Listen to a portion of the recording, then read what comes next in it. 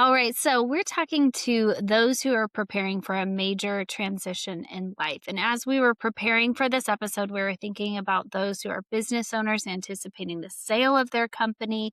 We're thinking about those who are getting really near to retirement or a huge career shift. And a lot of times, the focus of our conversation when our clients walk through the door initially is about the finances, right? And they want to compute what this means for their future, this big exit or this leap that they're anticipating. But what we want to do on today's episode is talk about laying the groundwork, the foundation to make a successful transition into a new season of life, whether that's post-exit for the business owner as you step into retirement for someone that is done with their career that's taken up the bulk of their life. What is a successful transition look like, and what are some of the conversation pieces that can lead towards that successful transition? But let's go ahead and dive it. Dad, I love it. In preparation, you were talking about a movie reference. So for our listeners, some of this might resonate with them. What movie were you talking about? Well, again, this is one with Jack Nicholson in it, and the name of the movie is About Schmidt. And it basically highlights this man who has been working for this company for 40 years. He had an office, and he retired. He got the whole gold watch and everything else and got the send-off. And everybody slapping on backs, thank you, thank you, thank you. But he went home and immediately felt lost. He had no purpose. So he ended up going back to the office and talking to the people there. He says, I'm sure you're overwhelmed and I can come back and help you, on a part-time or, whatever. And his boss just said, no, we got it covered. You don't need to come back. And it really was a stark reality for him. And the rest of the movie was him kind of wrestling with his individualistic needs and lack of purpose and trying to find that purpose. It was really well done.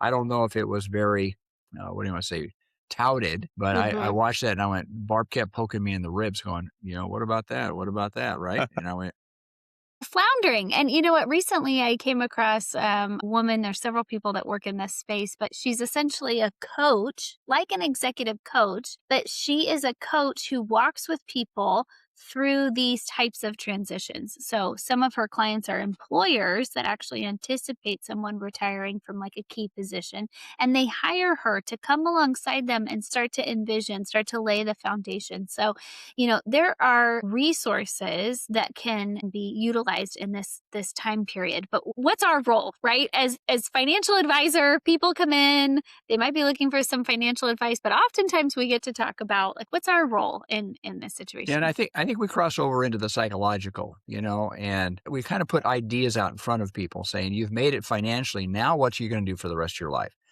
And sometimes it's adhered to and it's challenged people. I've talked to them about books to read or to get involved and volunteer and just find your passion, your interest after this. And some people, I would say some people do it with a really good attitude. Other people go grudgingly going, what am I, I don't want to do that. I've worked my whole life, right? You also end up those people having more health issues and, whatever happens. Yeah. So I think this is a great topic for anyone who is, contemplating, hey, what's going to happen when I do sell my business? Or someone who's going to say, what's going to happen after retirement? Even people who are newly into these either post-liquidity events or post-retirement, how do you find your footing, right? How do you find what's next? So I think for a lot of people, the question being, who am I? Identity, really. Who am I without my work? Who am I without being a business owner? And we have a number of stories that we'll share. I'll start with one of them at a client who he built and ran car washes. He'd done this for years. He's a general contractor, so he took raw land, turned into a car wash, and then operated it. And so he had a number of these. And he got to a point where he said, I'm ready to retire. I'm ready to move forward. So we did the math, figure out what his number maybe was to retire, to stop working to sell his businesses. And the value of his businesses greatly exceeded what he needed. So he said, all right, let's do it. So let's sell them. So we, on the legal side, we sold his businesses, transitioned him. He exited. He now became, in essence, an investor and retired. But I think he did some really healthy work in that process of thinking about his life afterwards. His stress levels, he lived at 110%. He was always running this, running that. He was in charge of so many things. And he purposed to say, what do I want this next season for me to be about? I think for him, the hard work in that was saying, who am I if I'm not a business owner? For a lot of people, who am I if I'm not the CEO? What does that mean for me? And trying to really explore their values. You know what it reminds me of? We have so many friends who are like ultra performance athletes. And it's people ask them all the time, how are you training? How many trainers do you have? What's your plan? How are you going to prepare? How early are you going to get to the race so you can acclimate to the altitude? Blah, blah, blah. They all talk about pre-race strategy. So if you're the business owner, you are preparing. This is your pre-race strategy and you run that marathon. And oftentimes I love to ask this question, what's your recovery plan? Because I remember now, gentlemen, I ran one and only one marathon I in was my there to life. cheer you on. I thought it was an incredible feat you did. Thank you, Dad. But okay, so there might be more in the future, but regardless, you've trained and your body acclimates to the adrenaline. I would argue that your body acclimates to certain levels of cortisol because they have become normal. And as a business owner in an intense environment, when you're focused on performance and output and outcomes and measurable goals, your brain is wired for those signals and those little adrenaline hits that we get along the way. And all of a sudden, if that completely disappears, so if you wake up the day after the race and you're not running at all, much less 3 days after the race, and you're not running or training at all, your body goes through very real withdrawals. And that reminds me of this moment, both in retirement or a business owner post exit. It's like, wait a second, like kind of not to say that I liked that level of stress, but I certainly had acclimated to it. That's what feels more normal than, so, in that freedom, sometimes there can be some anxiety if there's not a plan. Yeah, because you don't know what you're going to do next, right?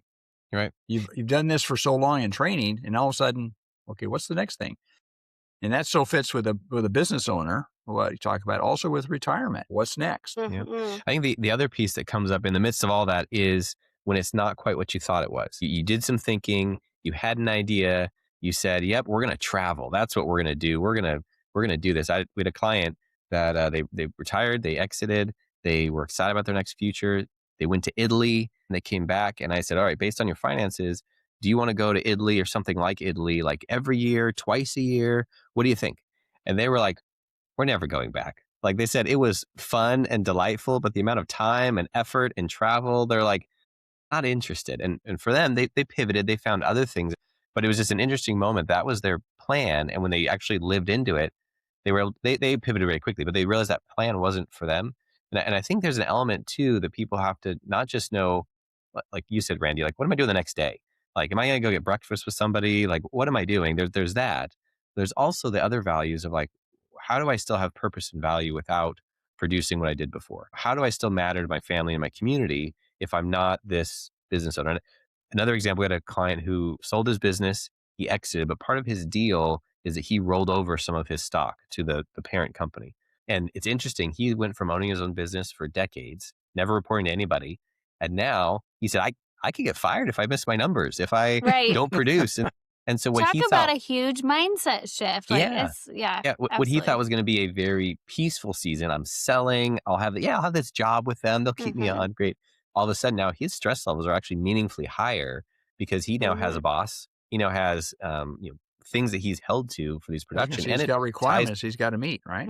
And tied to his future value. So as financial planners, we talk about like this feeling moment in time of financial freedom. And that being a goal, and that we want that moment when there's such clarity in the financial plan built out, or you have arrived at the outcome that you were seeking, then the experience is financial freedom. But I would argue that it is not just a one-off event, that it is actually a journey and it is a discovery process along the way. So if somebody hands you the keys, where are you headed? Like what comes next? So congratulations, you have arrived, you have sold the business, you have built it, all that work that you have put in, you've got to this point, you've now been given the keys. What would you like to do with that? And a lot of times they say, great, it's nice to look at that bank account, but really what they want is some options provided to them, some options with how they can structure their financial life going forwards, but they don't necessarily want to stop working, so to speak, or applying themselves or finding impact. It's just the motivation behind what they choose to do has shifted. Yeah, and I always come down to the reason you work is not to necessarily serve yourself, it's to serve others. So when you listen to people talk, if the language is about them and what they're going to do, they need to reverse that, and their attitude has to be about you're working because you're serving somebody. Whatever the Mhm. service or the product, whatever it is that you're doing, it is to help other people. And as long if your mindset can go to that, then your purpose is always going to be what can I do to help people? It's not what I can do to help me. And frankly, that's a very selfish mentality. But we've been around people that all they care about Mhm. is what they have in their own bank account. Yeah, and it That just isn't a long-lasting attitude. Yep. Jeremiah and I just attended a conference last week, and the speaker's name was Jacob Salem, and he's known for his success in digital marketing. But the beginning of his talk, he said, every person dies two deaths, the one where you're buried in the ground and the one when people stop mentioning your name. And what he's talking about is impact. And it reminds me Mm. exactly what you're saying, which is what is the heart of which we work or do? What's the impact that we're seeking? And how will that outlive us? Who are the people that we can drive impact from? Money is not the big driver anymore. It's now, does it matter? And some people, they answer that. Others, we've seen some, I guess, non-healthy things. Like we'll see people that start spinning wheels to create some of that urgency. Oh, I've got to buy my house. I got to sell this. Like they're just doing stuff for the sake of doing because they want that. I like the way you phrased it, Laura, almost like a body's physiological response. Like, oh, I must need some cortisol. I got to find some stress somewhere. I'm too relaxed, which is funny to say, but people that other people will see them lean into what they should like. I should like fancy dinners, or I should like going to foreign countries, and really not enjoying it. And they need to be honest with themselves to say this is not bringing me satisfaction. So I think there's an Mhm. element for everybody of saying, what am I doing that matters, and what am I doing that is satisfying? What am I doing that's adding value to others? So I think there's some key questions that people should consider. And what I tell a lot of clients is to experiment before they get there, Right. right? Before you have the exit, before you actually retire and have that hard cliff. Well, let's start volunteering some stuff. Let's start Right. working Let's for things. travel. Yeah, let's travel. See if you like it. Right. There's so many excuses while people are in their careers to not do some of these things and not even really know if they Yeah. like them. Well, I was just thinking about that adage. I've probably mentioned it before in our podcast about like the true entrepreneur, like they're post exit and Mm. they're on the beach and they hire the lifeguard to start their next greatest idea. They just can't help themselves, right? I mean, everybody has built. I mean, they're built. And as we sit down with clients, we try to narrow down how that client is motivated and what's their fears and what's their goals and what do they perceive as success. So oftentimes we sit back and we listen, and we're kind of psychologists. We kind of measure the conversation. And again, going back to your comment, Jeremiah, we built the plan. It has financial success, and this is what it is. But there's more to people than money. And I would Yeah. say money is like the lower rung. But once you get to the point where you don't have to worry about money, you can live your lifestyle Is that what you do? that you like. But what's the next step, right? Yeah. And I think it's so unique for everybody. One thing I love this conference we were just at, there was a number of people in that room who were serial entrepreneurs. They were on their fifth or sixth business, and they were, by all accounts, financially independent. They didn't have to work. They didn't have to do anything. They could stop right there and travel for the rest of their life if they wanted to. But they were at this conference, learning, engaging, sharing openly with others about their experiences, bringing on new ideas, trying new things, being brave to say, I'm going to start social media. I've never done it before, but I think it's going to be good for my business. And it was Hmm. really inspiring to see some of these folks that are past the point of financial independence, but they still find purpose in building, creating jobs and Yep. wealth even for others. And so they chose to start a new business, to continue on it. I think people should keep that on the table too. It's not like you have to sit on a couch or have to be in another country when you're retired. Like you might start another business, but man, wouldn't it be great if your cortisol was so low, your satisfaction was so high, your engagement and your generosity with your Hmm. time and insight was high. There's some beauty there Hmm. if that's what people want to do. I think, the real dream is that you continue to pursue your vision in all areas of your life. And it's not to say that the dream is a fully balanced life, because I don't believe that that's something that we can aspire to. There are going to be seasons where you put more effort and energy into certain activities like growing a business. But if you do that to the complete neglect of other areas of your life, health, key relationships, family. Once you do find a point in the future where, okay, now I'm ready to participate, now I'm ready to spend energy in these areas of my life, they probably aren't going to look like what you expected them to. You have probably had an impact on your health because of the stress that you've endured over a long period of time. Those key relationships are going to be much more distant than if you had tried to maintain some of those relationships along the way. Some of the takeaways that I got from these business owners that we were talking with last week was they're constantly learning, constantly growing, constantly coming back to review what their goals and visions are because we all drift.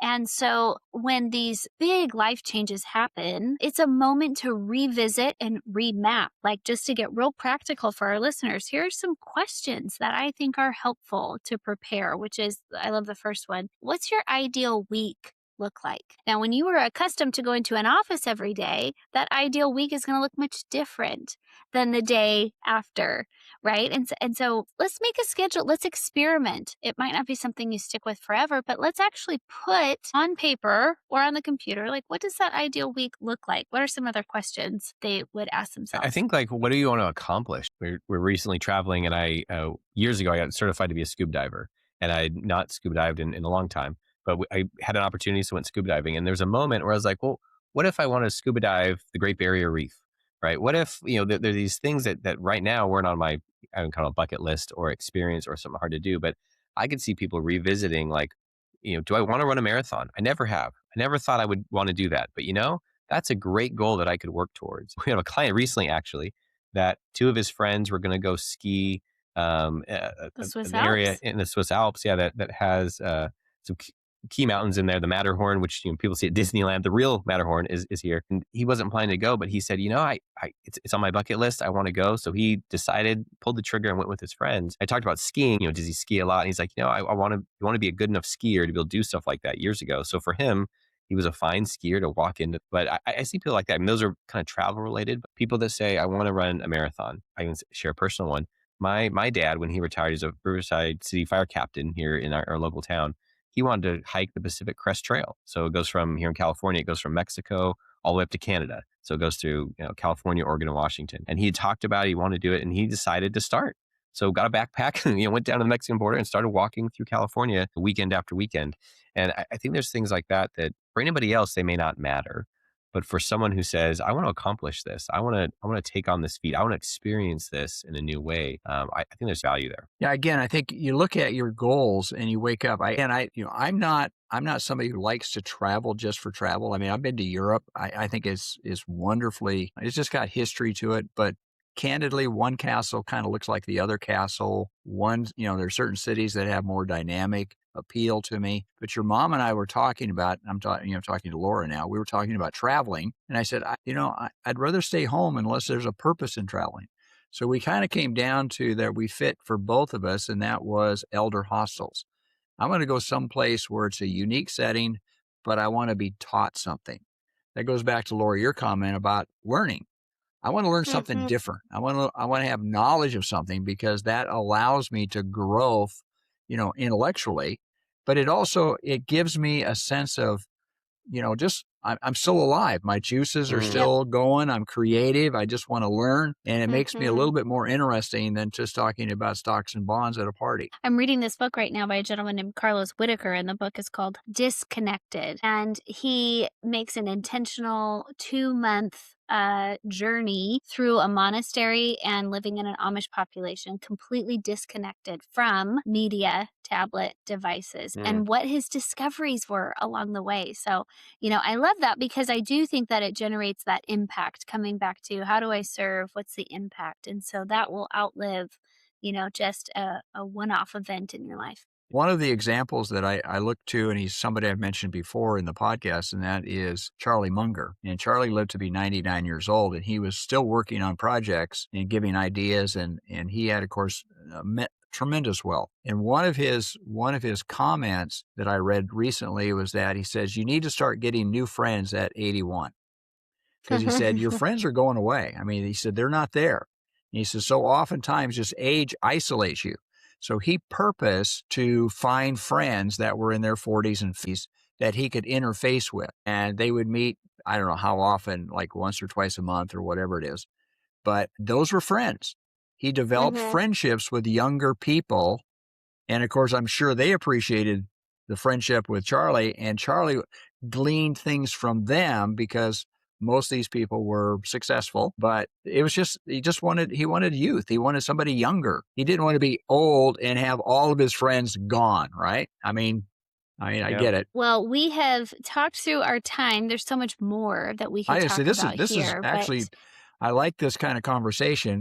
I hope our audience appreciates this kind of conversation because this is life stuff, right? Yeah. And the mindset here is not just to prepare the financial plan, but to prepare the roadmap and what happens after, right? Because it's all intertwined. I love, Jeremiah, you quoted like a financial plan can tell you if something works, but it can't tell you if it matters. And so to our listeners, think through some of these questions. What is your ideal week? Where do you want to spend your time, both in relationally, who do you want to spend it with, and where geographically? Are there places that you want to see or things that you want to do? What role will work still play, if any, in retirement or post-exit? And what responsibilities do you want to utilize your capital to support? If that's a charitable activity or community involvement or an effort, creative work, there's a world of options and opportunities. So don't walk into that season without resource, without guidance, without support and encouragers along the way. Until next week, folks, may you grow in wisdom and knowledge. Thank you for listening. We have a few more things to let you know about before we go. Podcast reviews really help us to serve more people and get this information into the hands of the people who need it. Please leave us a review. Even if it's not 5 stars, we welcome the feedback. And we invite you to let us know what topics you would like to hear more about or what would benefit the people in your life who you're closest to. We have more resources online. Those resources are designed to help you share this great information easily with people in your life. To access those resources, please visit tricordadvisors.com. Often we hear from clients that they wish they had talked to us sooner. If that's you, we'd be thrilled to see how financial planning can benefit your life. Email us at contact@tricordadvisors.com or simply click on the link in the show notes. We love creating content that's useful, resourceful, and maybe even a little entertaining. We want to make this mega universe of financial topics and advice applicable and helpful to your life. Remember, at Tricord Advisors, we are your future's best ally.